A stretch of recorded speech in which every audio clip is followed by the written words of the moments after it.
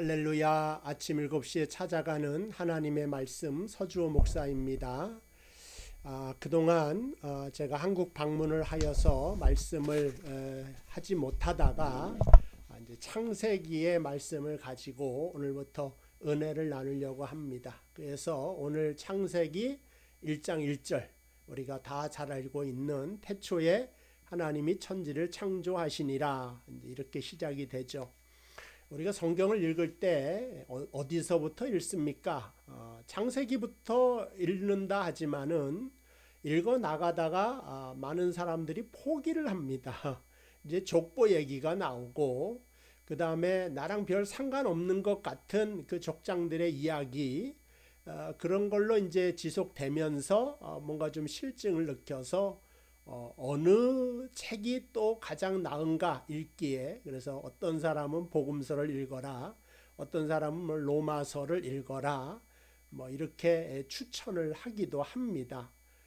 근데 우리가 영화를 보거나 소설을 보아도 중간에서부터 영화를 보는 사람은 없지 않습니까? 그러니까 소설책도 중간을 보고 또 건너뛰어서 마지막 챕터를 보고 또 건너와서 처음을 읽고 이런 사람은 없습니다.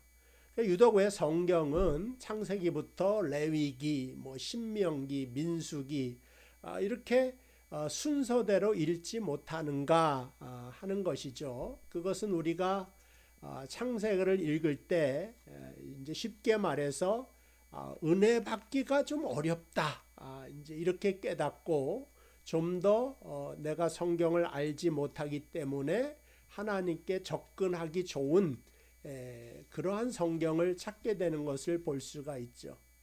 그러나 성경의 가장 중요한 테마, 성경이 우리에게 알려주고자 하는 가장 핵심적인 내용은 창세기에 다 나옵니다. 그리고 오늘 창세기 1장 1절, 태초에 하나님이 천지를 창조하셨다, 이 말 속에 우리 기독교가 가지는, 우리 믿음이 가지고 있는 가장 핵심적인 내용이 들어있다고 말을 할 수가 있는 것입니다. 그러니까 이 창세기는 모세오경이라고 해서 모세가 지었죠. 이게 언제 이 말씀을 썼는가? 이제 시내산에서 적게 됩니다. 거기서 이제 십계명을 하나님께 받아오지 않습니까? 물론 시내산 이후에 이제 이야기도 다 써내려 가는데 그 시작이 바로 시내산에서 모세에 의한 기록이다, 이렇게 보고 있고요. 이거는 물리적인 시간뿐만 아니라 신학적인 시간으로도 거기여야 한다는 것입니다. 왜냐하면 애굽에서 노예된 우리를 이끌고 광야에 왔는데 그 산에서, 시내산에서 그 하나님이 이스라엘을 만나 주시는 겁니다. 그럼 이스라엘 입장에서는 궁금한 게 있죠.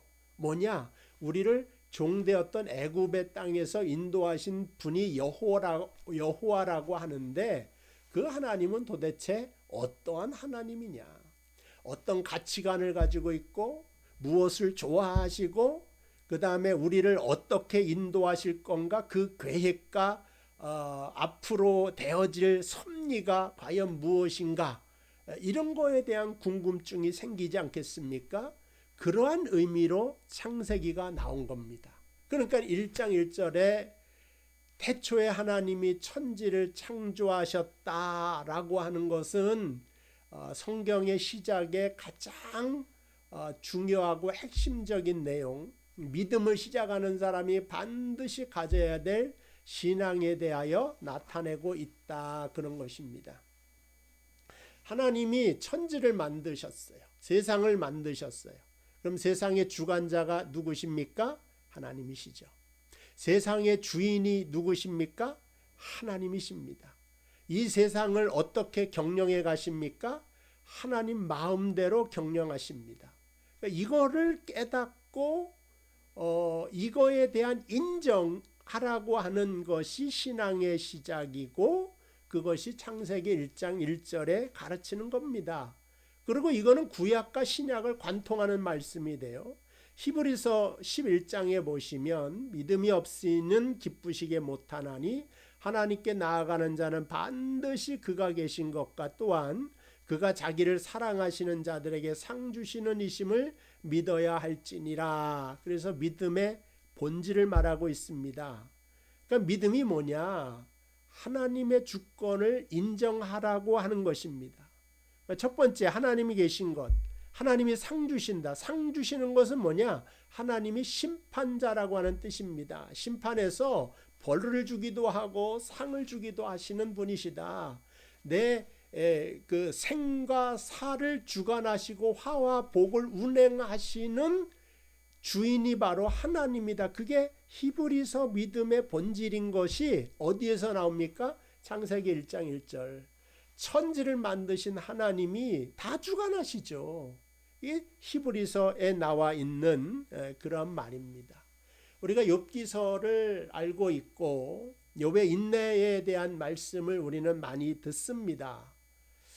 근데 이 욥기서에서 욥의 인내는 사실은 1장과 이제 그 2장 그것에 대한 이제 보상이 맨 마지막 장에 나오죠. 42장에 나오는데 그 외에 욥의 3장부터 보면 욥이 사실은 인내한 것도 없고 자신의 순전을 지키는 것도 없고, 왜냐하면 당황하는 게 2장까지는 믿음의 해석이 가능하지만 3장에서는 욥이 자신의 낳은 날 생일을 원망하면서 하나님께 나아갑니다. 그래서 내 나말을 낳았다 한 그날이 뭐 없어졌고 세상이 멸망하는 날이었으면 얼마나 좋았을까 이러면서 하나님께 나아간다 이거죠.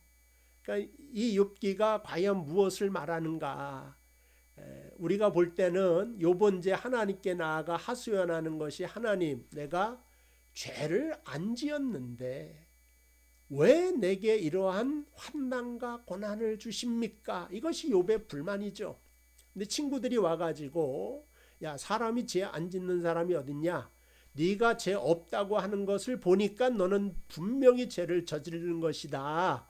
하나님께 회개하고 용서받으면 내 몸 고쳐줄 거다. 친구들은 이렇게 정답을 내밀어 낸다는 것입니다. 욥은 이상하죠. 그럴 리가 없다. 나의 믿음은 순전했고 난 정직했고 죄 지은 것이 없는데 이럴 수가 있는가? 이제 그러한 싸움입니다. 그때 이제 하나님이 38장에 나타나셔서 무슨 말씀을 하시냐면은, 야, 욥아, 너 이러한 죄를 저질러서 너 그 벌 받은 거야, 이렇게 말씀하시지 않습니다. 오히려 하나님은 친구들을 나무라져. 야, 욥 죄 없어. 욥은 의로운 사람이야, 이렇게 말한단 말이죠. 그러고도 욥의 고난이 있더라 하는 겁니다. 그리고 하나님이 욥에게 말하는 것이 무엇입니까? 야, 내가 땅에 주초를 놓을 때 너 어디가 있느냐? 우박의 창고를 보았냐? 뭐 이런 거 있죠. 악어의 이빨을 한번 세어봤느냐? 사냥이 어디서 새끼 낳는지를 아느냐? 그러니까 우주 만물의 그 질서와 창조의 원리에 대하여 손톱만큼도 아는 게 있냐? 없다는 거죠. 그러니까 욥이 알고 있는 하나님은 어떤 하나님이에요? 착한 일 많이 하면 복 주시고 죄 지으면 벌 주시고 이것뿐이 없단 말이에요. 근데 하나님은 권선징악의 윤리와 도덕을 초월해서 있는 분이십니다. 그거를 욥이 깨달은 거예요. 욥이 자기의 머릿속으로 딱 생각할 때는 이렇게 하면은 상 주시고 축복하여 주시고 건강해야지, 맞다. 근데 이 원리에 벗어난 거예요. 자기의 머리보다 하나님의 지혜가 자기의 머릿속에 다 담겨져 있다고 생각을 하는데, 하나님은 그 욥에게 가서 세상의 원리에 대한, 우주의 원리에 대한 질문을 던지면서 네가 정말 얼마나 알지 못하는 자였는가에 대한 그 말씀을 하시면서 욥의 무지를 깨닫습니다. 깨닫게 하시죠. 그래서 욥이 회개하기를, 내가 아무것도 모르고 나의 무지를 알지도 못하고 감히 하나님께 나아가 입을 그렇게 가벼이 놀렸습니다. 하나님, 내가 허리에 그 허리띠를 메고 베옷을 입고 하나님께 회개하며 용서를 청합니다. 이제 그 말을 하게 됩니다. 잠깐 오늘 욥기서를 보시면은 욥기서를 뭐 철학적으로 지혜서기 때문에 읽어도 상당히 이제 좋은 말씀이 많이 나와 있습니다. 그러니까 38장부터 시작해서 그것의 주추는 무엇 위에 세웠으며 그 모퉁이 돌은 누가 놓았느냐. 그때의 새벽별들이 기뻐 노래하며 하나님의 아들들이 다 기뻐 소리를 질렀다. 바다가 그 모태에서 터져 나올 때 문으로 그것을 가둔 자가 누구냐. 이건 뭐예요? 바다를 만들고 바다를 가두고 그 무한한 지혜와 무한한, 그러니까 신으로서의 힘과 능력뿐만 아니라 머리와 IQ와 지혜로서도 너의 머리를 훨씬 초월하시는 하나님이다.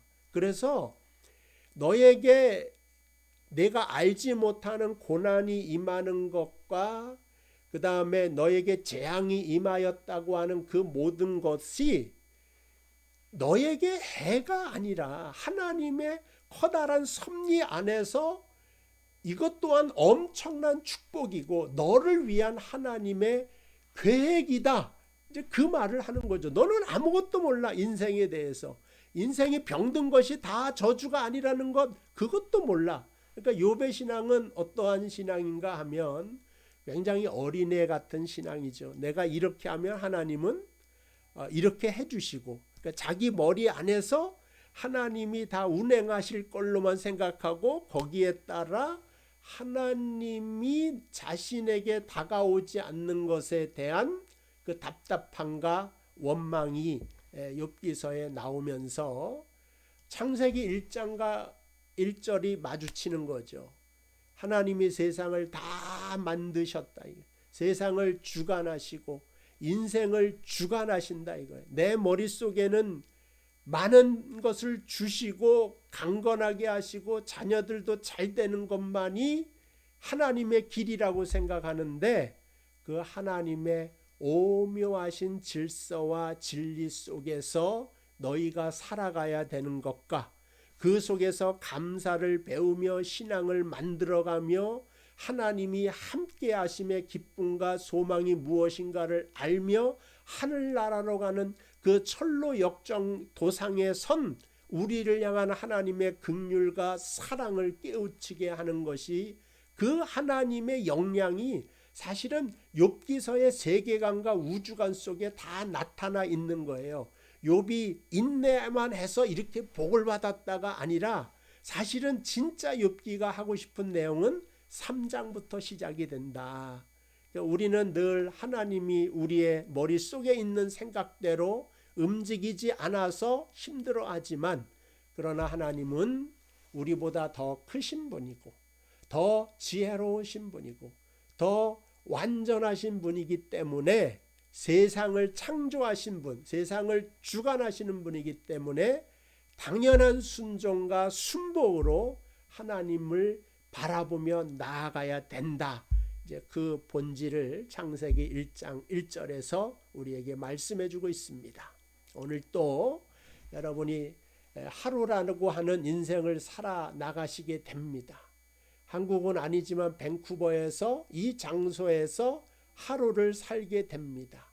그때에 하나님이 나의 인생을 주관하신 걸 알 때 때로는 내 인생 가운데 뭐 꽃도 보여주시고 태양도 보여주시지만 그러나 먹구름이 치고 비바람이 칠 때 내 머릿속엔 이해할 수가 없다. 여러분 알잖아요. 먹구름과 비와 눈바람이 없으면 생명이 살지를 못합니다. 우리가 하나님의 경륜을 다 알지 못해서 불만을 갖는 것이지 모든 것이 합력하여 선을 이루는 하나님의 주관하심을 믿으며 그 선한 의도와 선한 계획에 감사하며 오늘도 승리하며 살아가는 저와 여러분들 되시기를 주님의 이름으로 축복을 드립니다. 기도하겠습니다. 하나님 감사합니다. 아침 말씀을 다시 시작하게 되는데 창세기 50장까지 끝날 때까지 은혜로운 말씀으로 종에게 지혜를 주시고 이 지혜의 말씀을 우리 사랑하는 성도들에게 나누어 아버지 하나님 전하는 자나 받는 자가 다 복을 받게 하시고 특별히 우리의 인생을 주관하시고 우리의 교회를 운행하시며 세상을 통치하시는 아버지의 긍휼을 간구하며 우리 모든 이 말씀을 듣는 성도를 축복하시고 은혜 허락하여 주시기를 예수님의 이름으로 기도하옵나이다. 아멘. 감사합니다. 내일 또 뵙겠습니다.